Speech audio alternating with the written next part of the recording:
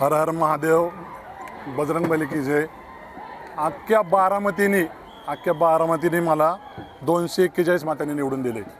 जे बॅलेटचं वोट होतं ते पण मला एकट्याला पडलेलं आहे आणि दोन अनव्हॅलिड झालेले आहेत.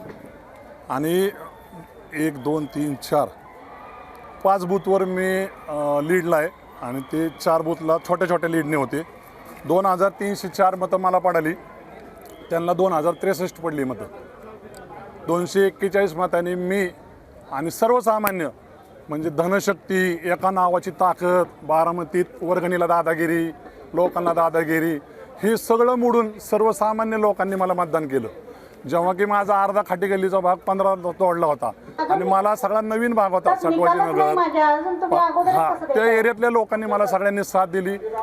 आयुष्यभर मला सगळ्या पत्रकार बांधवांनी साथ दिली, आता पण सगळ्यांनी साथ दिली.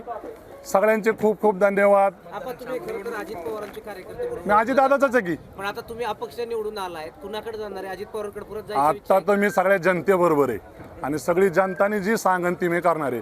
कारण कोणतरी दादाच्या कानात सारखं माझ्याबद्दल बोलायचं. मी 2001ला ऐका ना, मी 2001ला निवडून आलतो अजितदादांमुळं. 2007ला परत माझं रेसमध्ये तिकीट होतं की दादांच्या कानात कोणतरी काहीतरी बोलला, पडलाय तो टॉवर बरं का. आणि परत 2012ला कोणतरी दादाच्या कानात बोललं, परत ते टावर आत्ता पडलेलं आहे बरं का. परत 17ला दादाच्या कानात कोणतरी काहीतरी बोललं. आत्ता पण दादाच्या 12:30 वाजेपर्यंत माझं नाव होतं, परत दादाच्या कानात कोणतरी काहीतरी बोललं.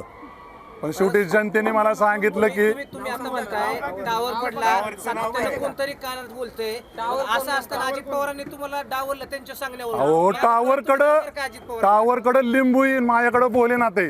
भोलेनाथ साधा भोलेनाथ भस्मधारी, टावर लिंबूधारी.